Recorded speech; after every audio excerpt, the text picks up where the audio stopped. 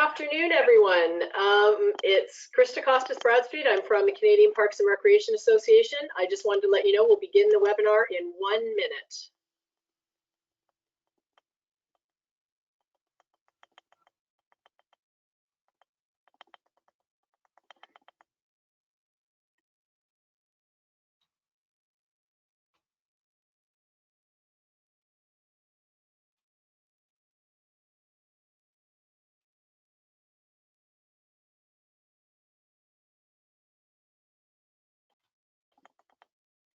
So good afternoon. It's 12 o'clock and I know people are still joining us, but I'd like to get us started.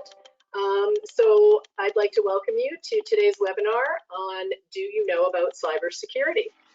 As I mentioned, my name is Krista Costas Bradstreet. I'm the Director of Policy and Partnerships for the Canadian Parks and Recreation Association. And before we get going with the webinar itself, I just want to take a couple of minutes to introduce you to CPRA, and then I will turn the remainder of the webinar over to our speakers today, Steve Brown and Anisha Gupta, who you can see on the screen right now. So I will take a second and just give you, like I said, a quick update or introduction to CPRA. First of all, we have 3 strategic goals. CPRA is a voice. We're the national voice for parks and recreation, advancing the collective interests of our members. We are a community, so a national network dedicated to the well-being of people, communities, and the natural and built environments. And CPRA provides services to our members and partners that cultivate dialogue, learning, and innovation. Our strength is the people who we work with. So our membership is made up of 13 provincial and territorial associations across the country. We have a board of directors from each of those 13 provinces and territories. Again, they're CEOs, we have volunteers, we work with government partners at the federal level, provincial, territorial levels, and municipal levels. We work with different allied sectors, physical activity, public health, education, and so on. And all of them together help us to move forward the strategic goals that I just talked about. We also have a national office. We don't have an actual office, but we all work remotely across the country. We have a CEO, we have myself as Director of Policy and Partnership, we have a Director of Communication, an Administrator, and we actually also have a Program Manager who is currently working on a gender equity project for Sport Canada. So we have a number of different opportunities and projects going on right now, and I invite you to take a look at the CPRA website to find out more about the work that we're doing. I just wanted to quickly mention some of the work that we've been doing around COVID-19, understanding that all of us have been impacted by COVID-19. So CPRA has been working to support the sector by, first of all, meeting with our PT members. So again, our 13 provinces and territories across the country. We're getting regional updates and try to determine their needs so that they can better serve their membership in each of the provinces and territories. We're monitoring, updating, and guiding on federal government aid programs.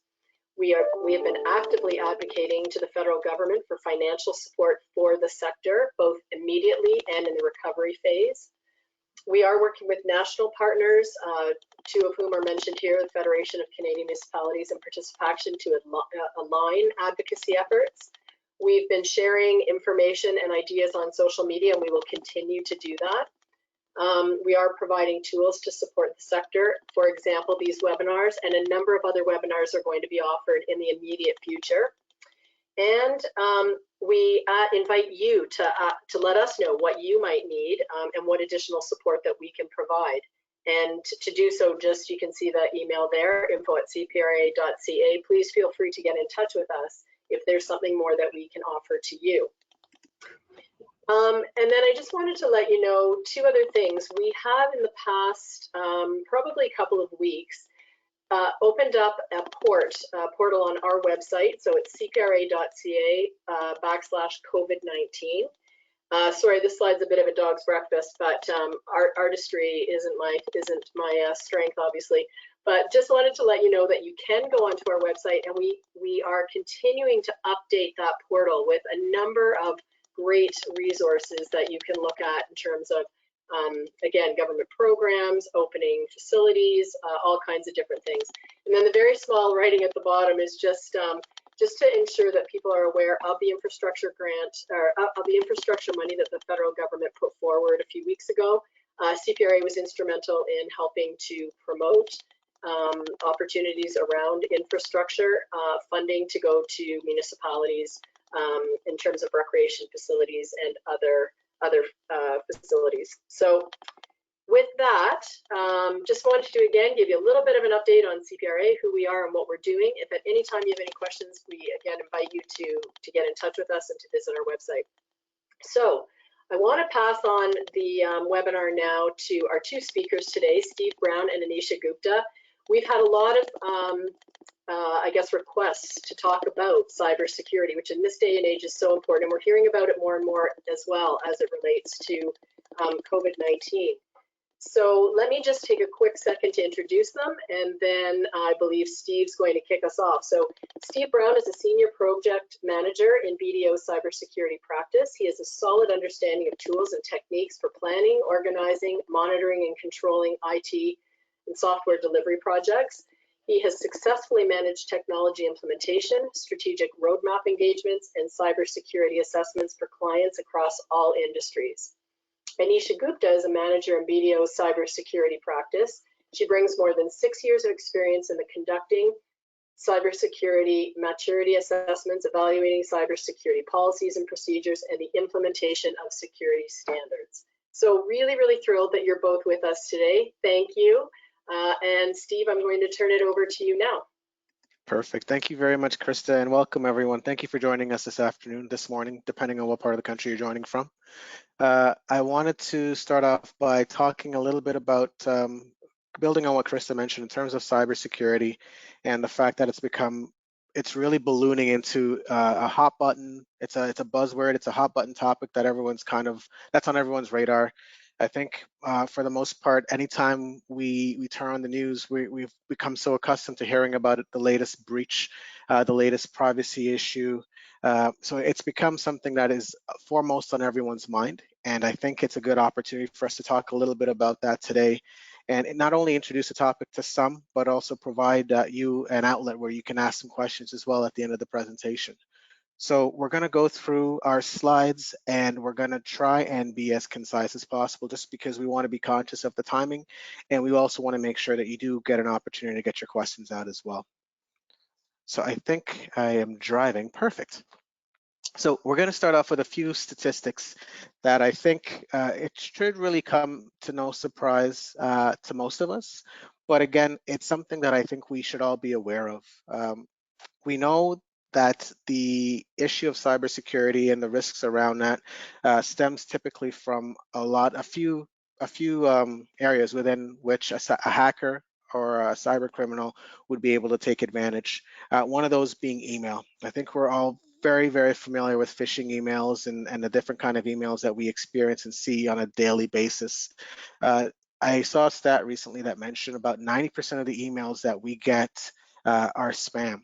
And a lot of that also consists of phishing emails as well.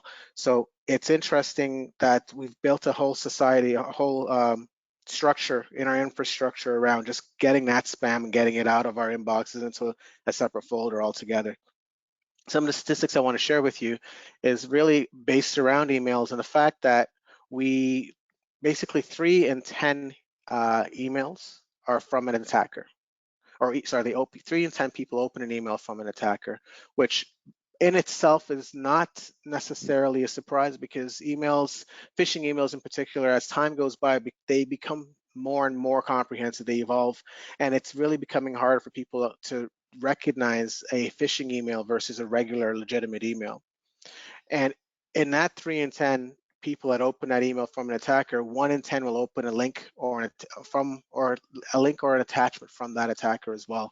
And that is usually the precursor for opening that backdoor for that attacker to get into your infrastructure. A couple of things as well that we need to be mindful of when we hear about a breach on the news. We usually assume that, okay, so Life Labs, for example, there was a breach there and it's something that happened in real time. attackers can be on your network for about 286 days before they're detected. So it typically will take a hacker about 4 minutes to get into the network through email attacks. But what they do is they sit and do research. They need to understand what your business does. What is the normal cadence of business, and they leverage that to help them with their attack. I'm going to move on to the next slide and talk a little bit about. Oh, there we go. Specific to users. All right, we talked about emails. Now we're going to talk about users and user behavior. A big part of this is when it comes to how we protect our data and how we protect ourselves. So 63% of passwords that we use as users are considered weak or default passwords. So it's a big issue where we are not taking the effort or the time to really create strong passwords to be able to protect ourselves and our data. There's also an issue where approximately 58% of users will accidentally share sensitive information. And a lot of that is not necessarily because of malicious intent. Sometimes we just don't know that that information is secure. It's supposed to be confidential, and that's shared whether it's through social media or other mediums. It's shared out, and it gives the hackers ammunition to be able to leverage not only work against our company, but ourselves as individuals as well. All right, there's a couple other stats to share as well in terms of the percentage of non-approved SaaS, basically software as a service usage. This is basically, there's a lot of free software out there that people can leverage, whether it's productivity software or anything of that nature. There's about 80% of these that are not approved, meaning they could come with a backdoor or other issues that would create an opportunity for a hacker to get into your network, get into your system, and get access to your data.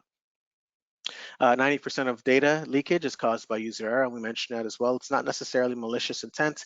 Sometimes it's just ignorance. We don't know what we're sharing and the fact that how that can be leveraged across the internet. Okay, and in terms of devices, so we know, we talked about users, we talked about emails. Devices are also a gateway for a hacker to really get into your system. So we know that based on the statistics that every 53 seconds a laptop is stolen across, and we're talking globally. We know that 55,000 devices are compromised by ransomware every month.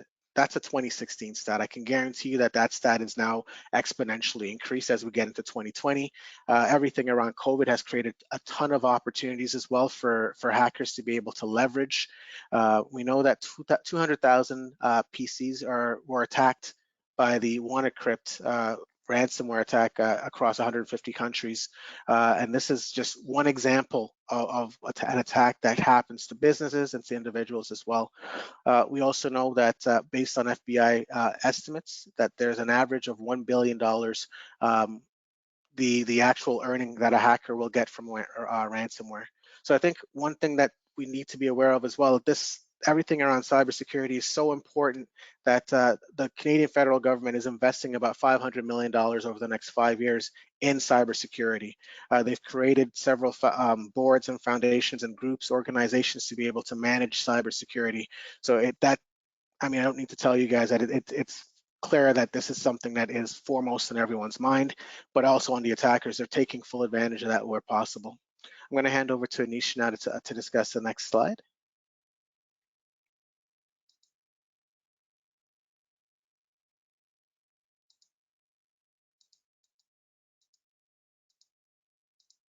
Okay. Sorry, we're not able to hear you, Anish. Are you on mute?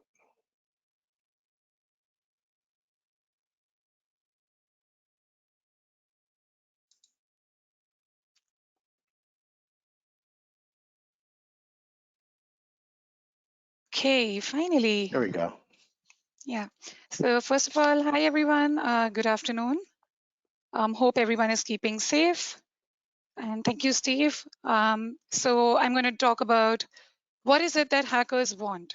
So all of us in the organization, we understand that there are certain aspects of information that are very critical to us. And these are the few that we've identified based on our experience and expertise, which are considered as most critical information for any organization or for an individual. So the first one is confidential information or intellectual property.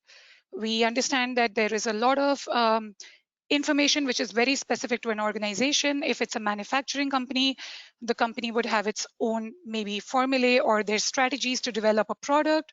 So that will be called as intellectual property. There's other confidential information like financial information and other sorts of critical information depending on the industry and the type of the industry. The second one is organization information. Now, we all know that there are specific sets of information that are really confidential to our organization. It can be internal information that you're not wanting to expose to anybody outside your network. Customer information. There are a lot of organizations who deal with customers, for example, telecom companies. We have a lot of not-for-profits that are dealing directly with students and customers. We have to make sure that we are keeping their information secure. Credentials, again, very important. We have user accounts and passwords that we use to connect to our laptops. There are a lot of network devices that are actually running our IT systems in the organizations. We have to make sure that we are keeping the credentials safe. Personally identifiable information, I think this is a very important one, not only for an organization, but for yourself as well. We have to make sure that we are not exposing any kind of personal information that is associated to us or to any employee in our organization. For example, email addresses, financial information of a particular individual, health information. We've actually had experience with a lot of healthcare clients who emphasize a lot on securing their patient information, and we've also come across clients who've had breaches where PII for those patients have been breached. I think Steve, you mentioned an example for Life Labs, which is a great example for a PII breach. System configuration information. This is something very similar to what I spoke about credentials for network devices. We have to make sure that any information that's going in configuring our network devices has to be kept secure. So these are a few kinds of information that we've identified, which are super critical to all our organizations, and we have to make sure that they are prevented from getting exposed. Do I have control? Can I move to the next one? I'll drive. Okay, you'll drive? Okay, thank you. Yeah. Perfect.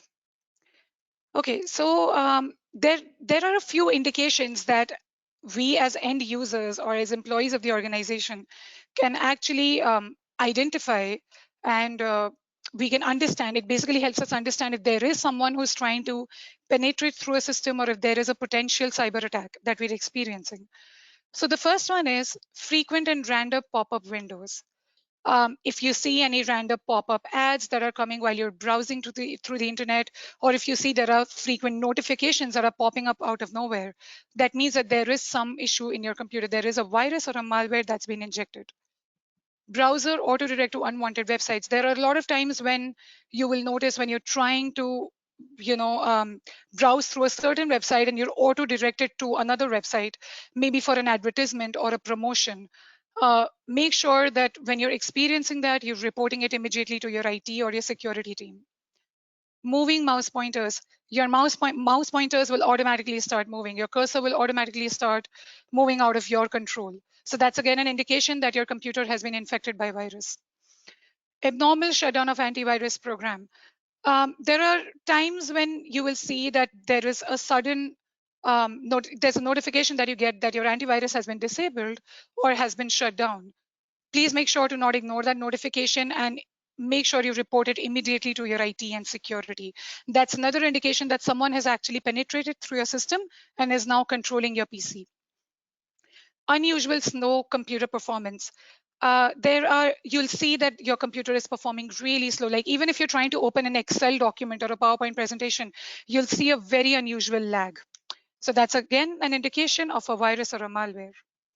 Ransomware messages. I think this is quite self-explanatory. So if there is a ransomware attack that has been made on your network, you will see messages that are popping up, and a message can be something like, your systems will not be resumed till your organization has paid a certain amount of ransom.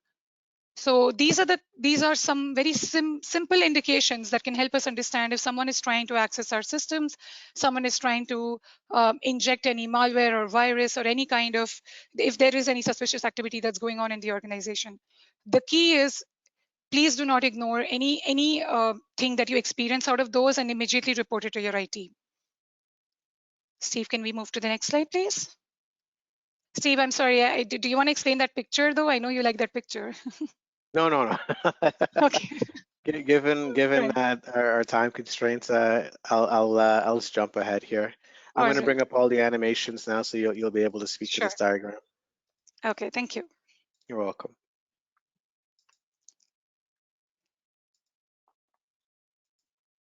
All right, there you go. Okay, perfect. So prevention is better than cure. Why do we say that when we talk about incidents? So now what we've done is we've divided incidents into two kinds. One is any preparation that you're making prior to an incident so that your organization is limited from that impact. And one is post-breach. So I'm going to first talk about pre-breach incidents. Now, anytime we are encountering an incident or we know that, so all organizations basically are exposed to certain kinds of incidents which they may potentially, come across. Now, this is a life cycle that we have designed for a pre-breach incident, which is the first one is identify. We spoke about the various ways in which you can actually identify or help your organization identify if there is an incident or there is a possibility of an incident. So we spoke about the various, say, your mouse pointer moving weirdly, or you're getting many unwanted pop-ups, or you're getting redirected to websites. Those are basically ways in which you can identify that there is an incident that's happening or that's currently occurring in your organization. Identify will also cover identification of risks. So if you see that if you come across certain risks or potential risks that you have identified or your organization has identified, you have to make sure that you're basically reporting to the relevant people, say your IT or security, and making sure that there are risk measures that have been identified as well to mitigate those risks. The next one is about protect. I think I've covered that in identify itself. So once you've identified the risks that may lead to a potential incident, or if you've identified that there is an incident that's occurring or you think that is potentially going to occur, you have to make sure that you have all the protective measures that you have implemented in your firm. The third one is detect. Detecting incident is again around making sure that you've detected the incident and then you're ensuring that you've also collected whatever evidence you can. So what that does is if you've tried to collect the evidence in the detection phase for the incident, you can help your IT respond to it better, which I'm going to talk about in the next phase. Responding to incidents. So responding again is once you've identified the incident, you make sure that you have all the evidence, you're just responding to it and making sure that it's creating minimum impact on your business operations. Recovering. If there is any data loss that your organization has gone through because of that incident, you're making sure that you have recovery measures and say, for example, backup. You have backup measures or you have the recovery mechanisms to ensure that you've recovered all the information and there's minimum loss to your organization. Steve, I just want to mention, feel free to jump in wherever you feel I've missed anything, okay? I will. The next one is post-breach.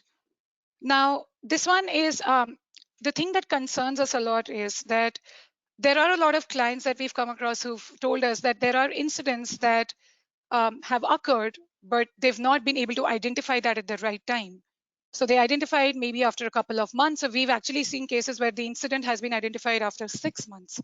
So what do you do post that? You have to make sure that you're immediately having responsive measures in place. You're immediately responding to that incident once you've identified that, and you're making sure that you're recovering whatever data has been lost. So these are the two kinds of incident, I would say, categories that we have defined, the pre-breach and the post-breach.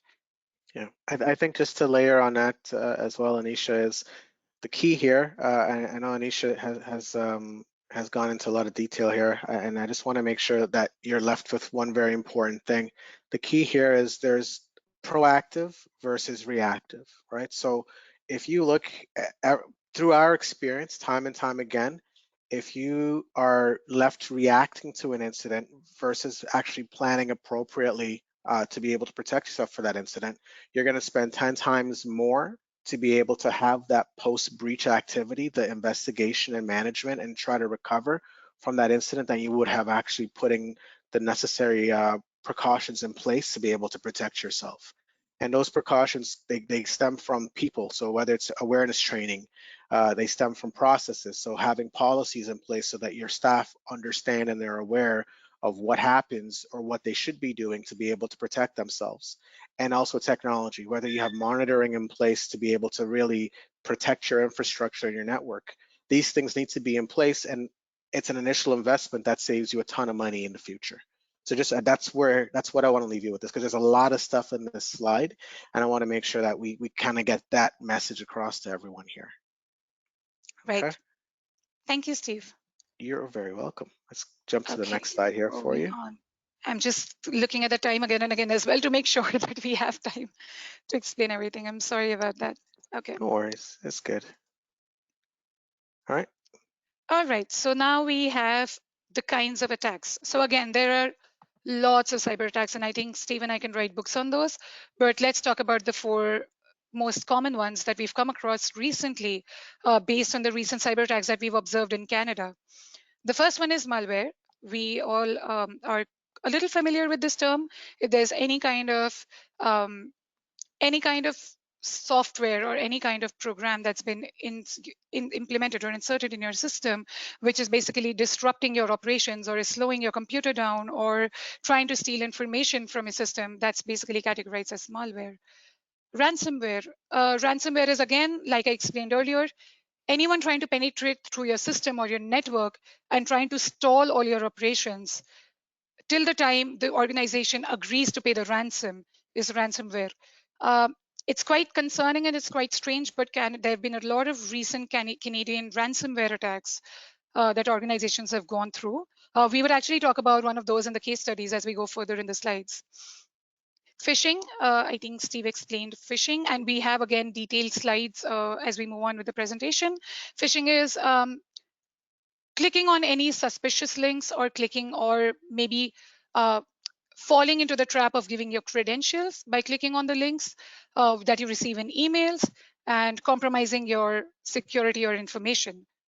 Denial of service, complete stalling of all the services that are running in your organization, complete shutdown of all your systems is something that I can easily explain as denial of service.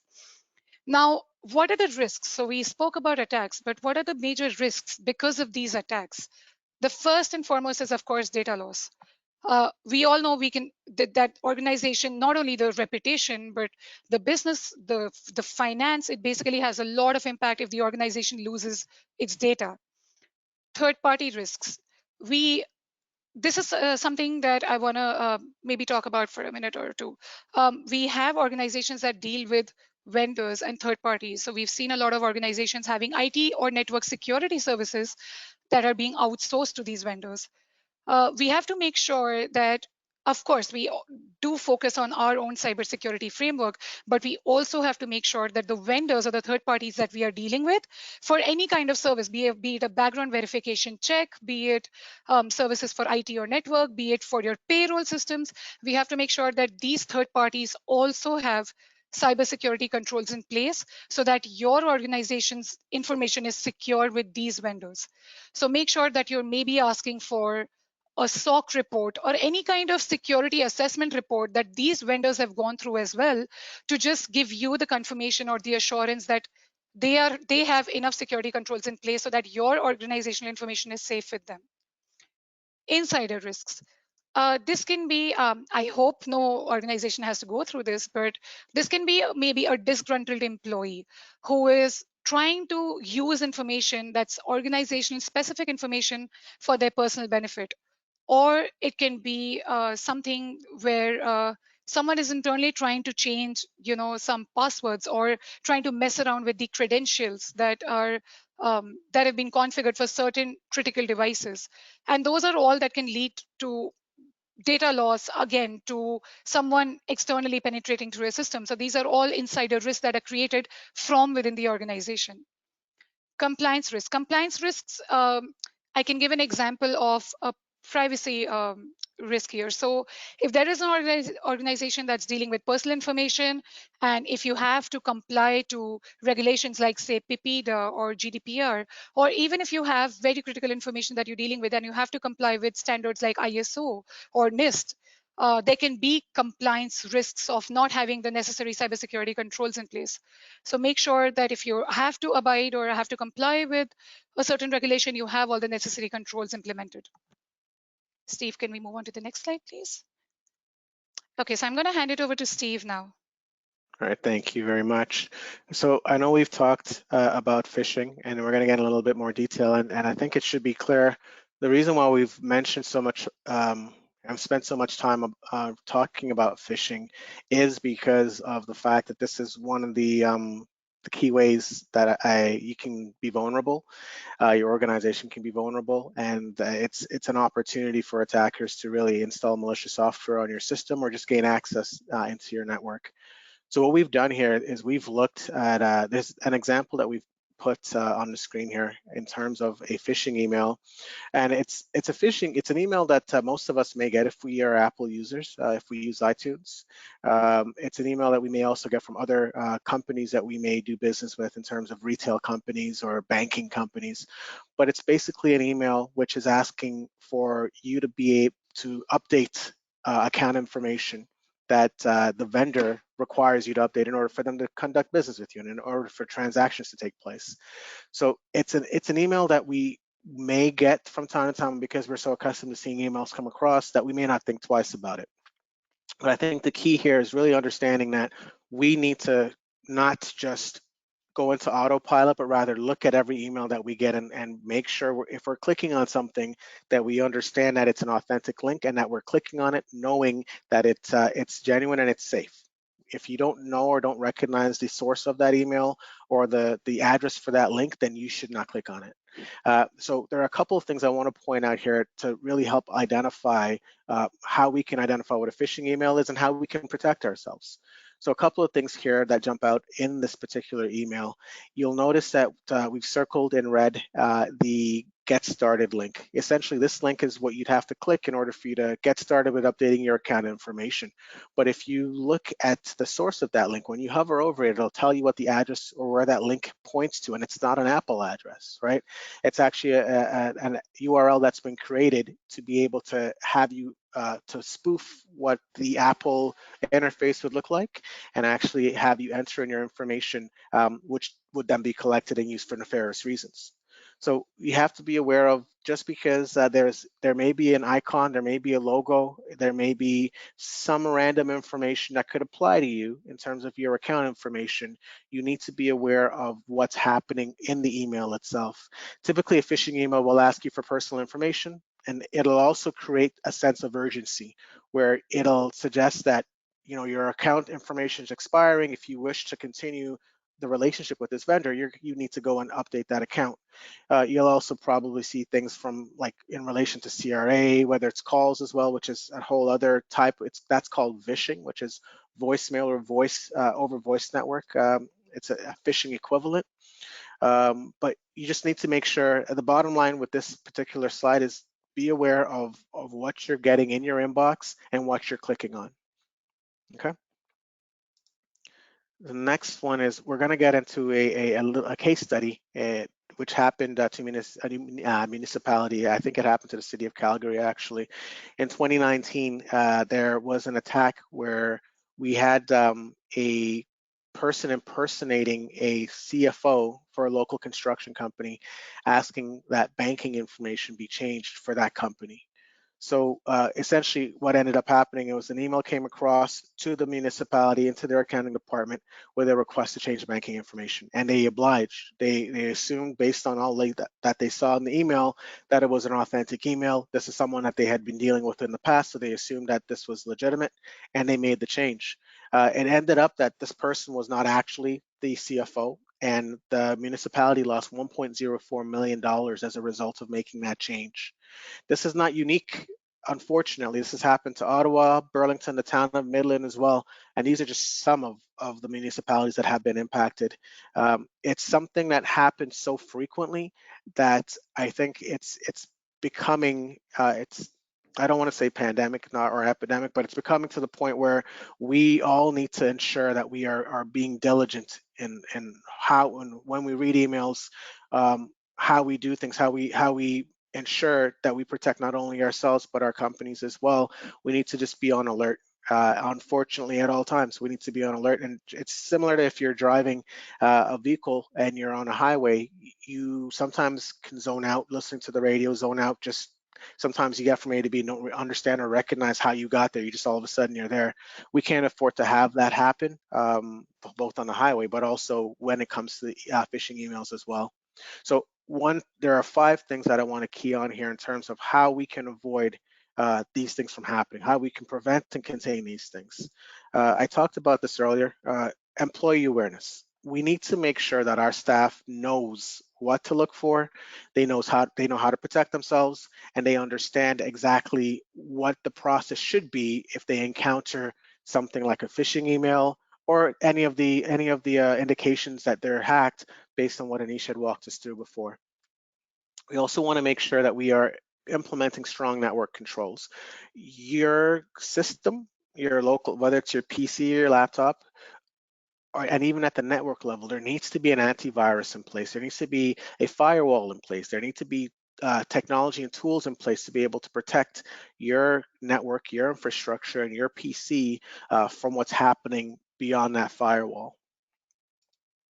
All right. We also need to make sure that those tools are regularly monitoring and logging network activity, whether it's email logs or just anyone that's trying to get into your network that by brute force that doesn't have access and shouldn't be having any access or any business on your network. That needs to be logged, and you'd be if we had really a report or a figure to show you in terms of how many how many breaches are prevented just by logging and monitoring what's happening to your network, it's astounding. You'd be surprised how often on a daily basis people try to gain access to your network to get information. And due to the tools that you have in place, they protect you on a daily basis. The key with tools and having the tools in place, however, is ensuring that they're always up to date and they're always being supported by those manufacturers or the vendors that you purchase the tools from. We've experienced a lot of scenarios where people have antiviruses that are about 5-6 years old, but they just assume that it's going to keep working. Antivirus, much like the hackers, they need to evolve. Hackers are always trying to stay one step ahead in order to be able to get behind whatever tool you're using to protect, get ahead of whatever tool you're protecting your network and infrastructure with. So you need to ensure that you've got the updated definitions and everything is in place to be able to appropriately protect you. Incident response strategy is key. This goes back to process, and employee awareness as well. You need to make sure that if there is an incident, you've got all these safeguards in place, and somehow you have a breach or you have an incident that occurs with ransomware, you need to ensure that your organization, your staff understand exactly what they need to do when an incident occurs. They need to understand who to contact, who owns that investigation, what are they supposed to do with the device that's been compromised, how do they recover, where are the backups. All these things are part of that incident response policy that if you're not ensuring that you're evangelizing this within your organization amongst your staff, you could compound the issue and it could be a larger problem for you where you may not be able to recover in the end. All right. And the third point is cybersecurity maturity assessments. The key here is really understanding where are you from a cybersecurity maturity perspective. You need to be able to understand that if you aren't aware of where your starting point is, you don't know how vulnerable you are. You have no idea where your holes are that need to be plugged. So it's very important for you to understand what your level of maturity is from a cybersecurity perspective and where you need to invest. And that way you can key and focus on specific areas versus just applying an investment across the board. And I think in this day and age, we want to make sure that we all want to make sure we get the most for our money, the most for our investment. And to do that, you need to be able to understand specifically where that investment needs to be made. Okay. We're going to get into a little bit more ransomware. Anisha, I'm going to hand this over to you. Thank you, Steve. Okay, so this is another case study that we wanted to share with you. I'm sure some of you may have heard of it. This happened last year in April. It was a ransomware attack. So City of Stratford was actually, they faced a ransomware attack. The attacker here inserted a malware in 6 of the city's physical servers and 2 of their virtual servers. So basically what they did was they encrypted all the systems and they ensured that none of the employees or the staff could have access to any of the systems or the information within those systems. $75,000 in Bitcoin had to be paid to this attacker to just gain information on how to decrypt those keys and gain access to the computers or the information. So that's a pretty huge amount, as you can see. Finally, on April 29th, 2 weeks post that, they were able to resume their normal business operations. So basically what happened was, firstly, they lost information. The systems were stalled. You can imagine if 2 weeks in your organization just go away and you're not able to do anything, your business operations are stalled. We all know that the impact, the business impact, the high risk business impact that's going to create.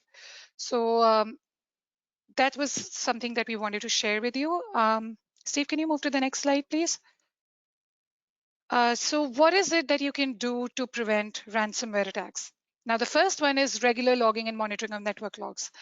Now, what happens is like we discuss incident management, right? We don't realize at times when we've already gone through an incident. There is already an attacker who's penetrated through our systems, and we've not been able to identify that. So how do we make sure that we are constantly aware of who's getting into our systems, or if there is any suspicious activity on the network? We have to make sure that we are regularly logging and monitoring our network logs, be it your firewall logs, be it your antivirus logs, your system logs. That helps you basically understand if there is some access, unauthorized access, that's been that's been identified to a critical system. So make sure that you're regularly logging and monitoring your logs, and you're identifying at the right time if there is any incident that has to be taken care of. The next one, keeping operating systems regularly patched and updated. If your systems are out of date, if you have, if your servers or your softwares are not patched regularly, they simply are exposed to vulnerabilities. So every time there is a new update in a system or for a critical server or software, it's always made sure that they're covering the vulnerabilities that may have been identified in the previous update. So hackers are always coming up with new ways, right, to penetrate to your systems or to just attack. So all these patches basically make sure that they are closing those vulnerabilities and they're giving updates to our systems in a way that they are less exposed to any kind of cyber attacks or threats. Implementing strong network security controls. I think, Steve, you spoke in a lot of detail on this. We have to make sure that we have the necessary controls. We have an antivirus, we have a firewall, we have intrusion prevention systems implemented just to make sure that if there is any intrusion, it's detected. There are other necessary controls that you can consider. For example, data leakage prevention. It basically helps you gain email security. Yeah, so those are certain kinds of security controls that you should have in place. Incident response strategy. I think, Steve, again, you spoke in a lot of detail on this. We have to make sure that we have the right incident response strategy. We are identifying and detecting incidents at the right time. We know that we have the responsive measures in place. We have the response strategies to respond in a way that there is minimum business impact. And then we also have the recovery strategies in place to ensure that whatever data was lost has been recovered. Efficient backup management. So what happens in ransomware is when there is a ransomware attack, there can be data loss because the attacker has basically stalled all your operations or stolen your information and is only ready to give you back that information if you pay the ransom. So you have to make sure that you have efficient backup management in place. You're making sure that all your critical information or everything that defines your organization is being backed up. Again, a small point that I want to mention is that there are a lot of all organizations actually do backup operations, right? We usually recommend organizations also performing restoration activities. What that means is that you have to make sure that you're backing up, but you're also performing regular restoration activities, so you know that whatever you've backed up can be restored successfully. This is a point that our clients miss out on, and they always tell us that, oh, we are doing our backup operations regularly, so what's the need of doing restoration? But there are times when restoration activities don't work effectively, and then whatever you've backed up is basically, it doesn't make sense because you're not able to recover that. So you have to make sure that you have backup and restoration procedures in place. Steve, if we can move to the next one. I'm sorry, Steve, I think you skipped a slide.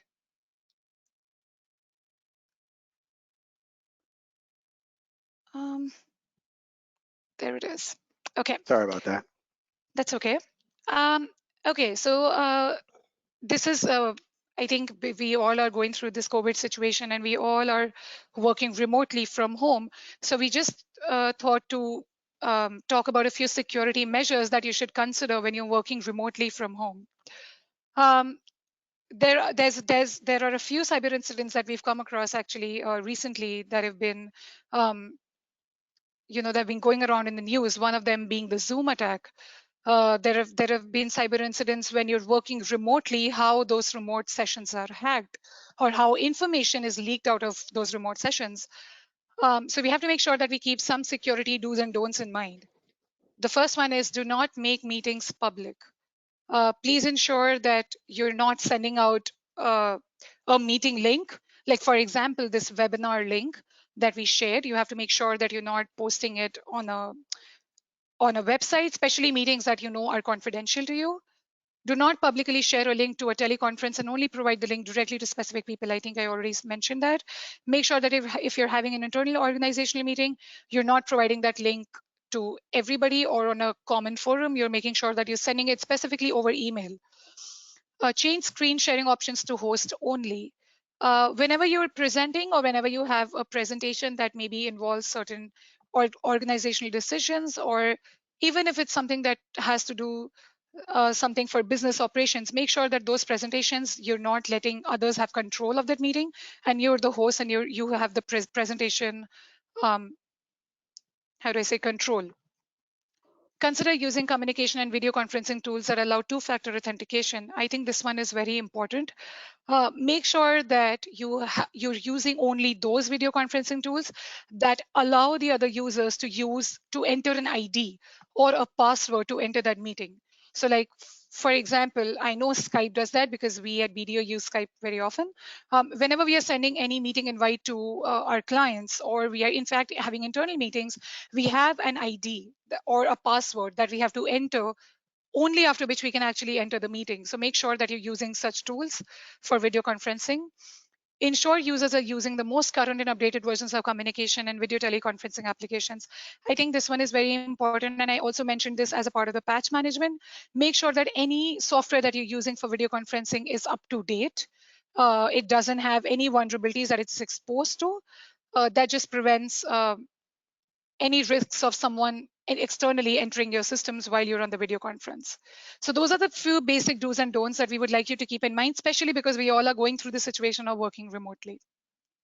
Steve, I'm going to hand it over to you now, and I think we have less time. We've got about 3 minutes left. We do want to give about 10 minutes for Q&A. And we're on the home stretch now. I think it'll just take a minute or two to get through the 6 tactics here that we're highlighting. And these 6 tactics really build on top of everything we've talked about in terms of what we've said, again, people, process, and technology, right? So we're going to go through this, and then we're going to open up the floor for questions as well. So the 6 tactics that we're referring to in terms of really protecting yourself against cyber attacks is assessing your current cybersecurity profile. And I mentioned this before, really understanding what your starting point is from a maturity perspective.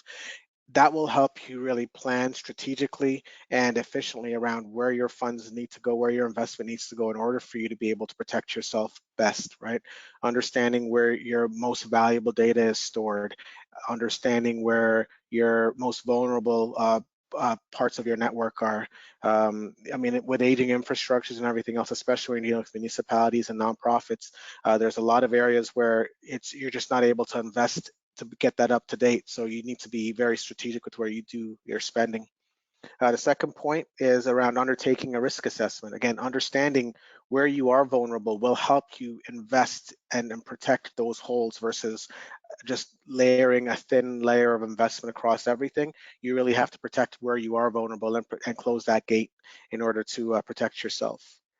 The third is performing a vendor risk assessment. I know Anisha mentioned this as well around that vendor risk or that third-party risk. A vendor risk assessment really is something that we should be engaging in. You need to understand, just because you're entering into a relationship or an agreement with a vendor doesn't mean that they themselves have what the infrastructure or the protections in place to protect your data. Whether it's a third party that does your accounting, whether it's a third party that manages your IT, you need to make sure that that vendor also has what they need in place to be able to protect the data that you're going to be sharing with them.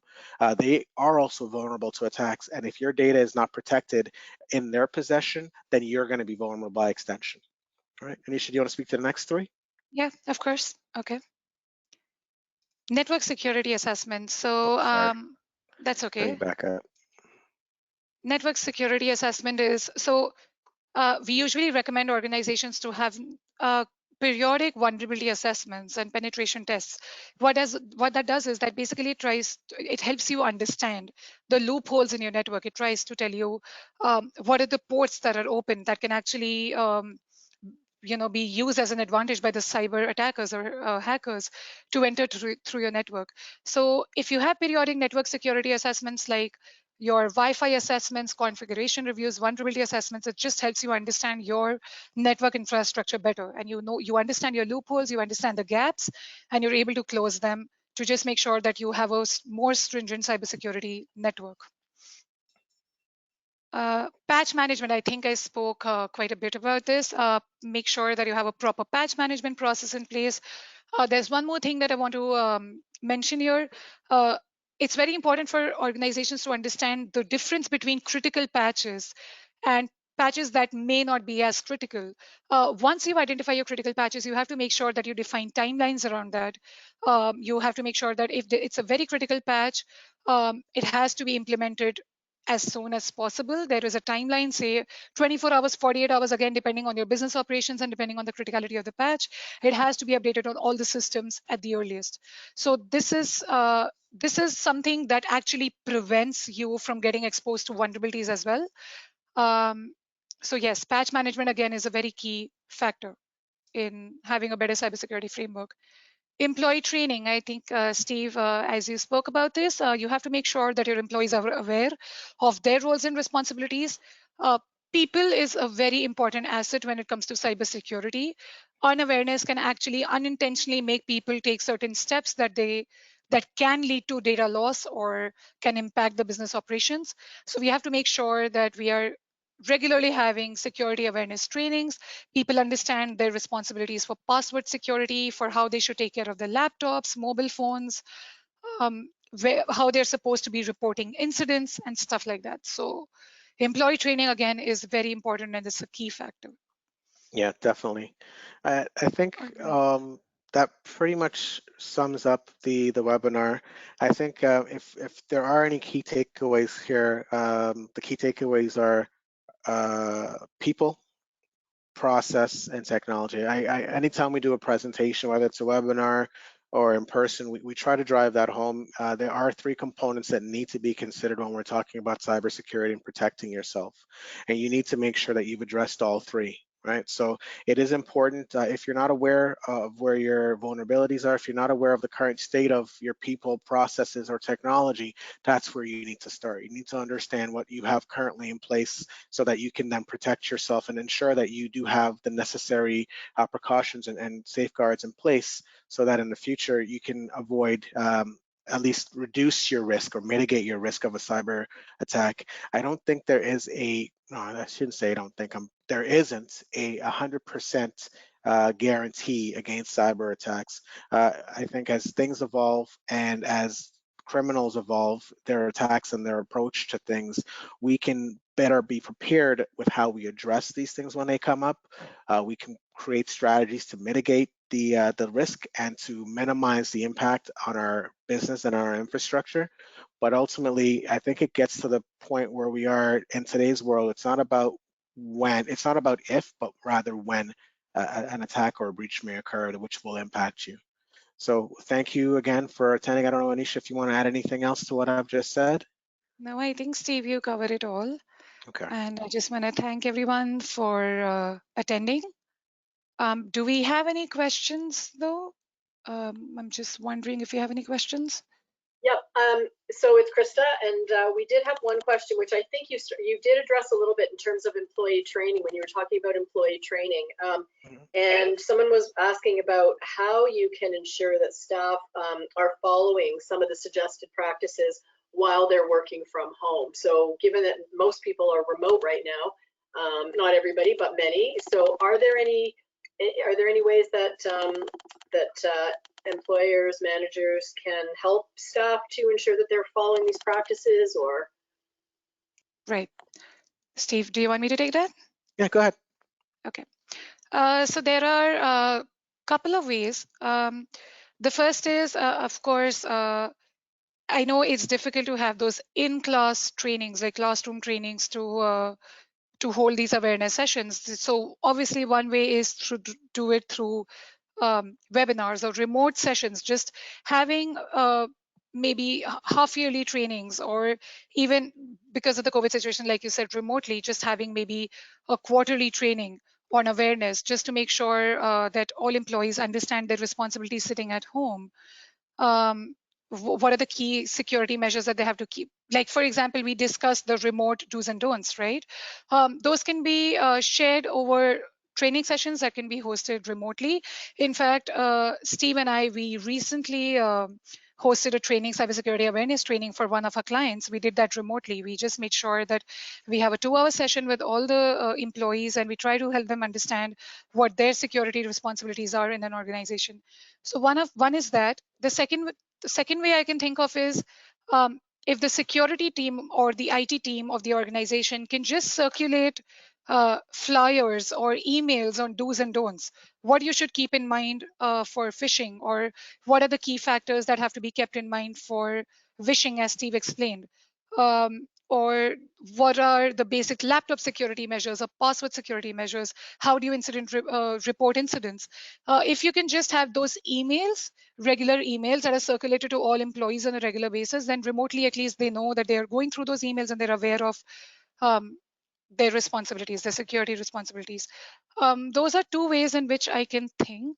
Yeah. Steve, do you I think think there's anything else you want to add? Yeah, I think just to add to that, a lot of times when we have employees join our organization, we have onboarding, we have training, and we have the employee handbook that we share with employees at the start of their tenure with the organization, and then we leave it there, right?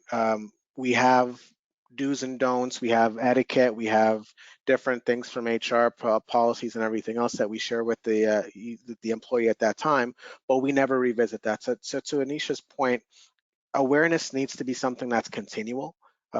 You also need to make sure you've got the policies in place, because if the employee doesn't know what the policy is, they can't abide by that and you can't enforce it. So you need to make sure that you've got documented policies in place, and you've got awareness training or something, whether again it's by email or anything else, that reminds the employee routinely of what the behavior needs to be, how they need to conduct themselves, and how they need to ensure that their organization is protected through the practices that are detailed in that email or in your policies. I think ultimately where we fall down, most organizations fall down, is that level of awareness is not continual. So you've got employees that may have read a handbook or read the employee policy at the start of their tenure that haven't looked at it for 5, 10 years, however long they're with your company. That's not top of mind. So it's a matter of ensuring that the policies that you use or that you've introduced to protect yourself and your organization are actually being abided to, but they're also top of mind. So it's a matter of just that continual education that's required to ensure people are aware. great, thank you. I have another one for you. What questions do I ask a vendor? Sorry, I'm just reading them as they come in. What questions do I ask a vendor, and what should I be, what am I assuming when doing a vendor assessment? Sorry, it was being edited while it was coming in. So No problem. the first part is, what questions do I ask a vendor, for sure? Anisha, you want to start off? Yeah, of course. If okay, so I'm going to just twist this a little. Whenever you are, and I hope I'm understanding the question correctly, for the basic questions that you have to ask your vendor firstly are about, it depends on the kind of service also that the vendor is providing. So if I want to talk about, say, payroll services or a background verification check service that a vendor is providing, we know that the organization's employee information is going to go to these vendors, correct? So if it's a background verification process or if it's a payroll process, the personal information of our employees is going to be handled or processed by the vendor. So the first question that you would ask is, if they have, how is it that they're storing this information that's being transferred from the organization to the vendor? What is it, how is it that they're storing, or what are the cybersecurity controls that they have around this information that's been used by them and has been provided by this organization, so be it personal information of employees or anything. There's another thing that we always recommend our clients is, you have to firstly make sure that you have a service level agreement with them. And the service level agreement should have your non-disclosure clause, your confidentiality clause. So you have to make sure that your vendor understands that any confidentiality breach or any disclosure that's been made from their end, they have to make sure that they're liable for that. So there should be a penalty clause for non-disclosure and confidentiality in your service level agreement. The third thing that I would say is, it's not a question, but what should be ensured is, every time you're having a service level agreement with a vendor, just make sure that you have a right to audit clause as a part of that service level agreement. What that means is that the organization that's actually contracting with this vendor, they should have the right to go and assess or get a third-party consultant assess this vendor to just ensure that they have the necessary cybersecurity controls in place around the information that is being given by this organization. So those are the three things that I can think of. And this will imply same for an IT service vendor. Like if you have a vendor that's providing IT services to you, you have to make sure that all the network configurations that this IT vendor is dealing with, they have the necessary controls around those. They have the right to audit clause with you. They make sure that they're signing off on the confidentiality and NDA agreement. So those are the three things that I can think of. Steve, I don't know if you want to add anything to that. No, I think you covered it well. I think one thing we needs to be aware of is that that vendor that you're entering into that contract with should have policies in place as well that they should be willing to share with you, so that you can read through for yourself exactly how they manage your data and your client's data that they'll ultimately have access to as well. So I think you've covered all the points very well. Okay, Well, thank you.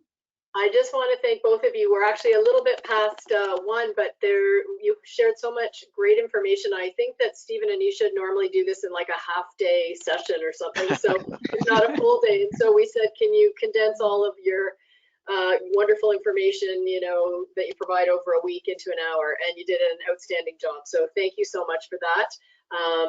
And again, for the very informative information, a lot of it, and very timely for what's going on right now. So again, really want to thank you today, Steve and Anisha. Want to thank all of you for joining us today.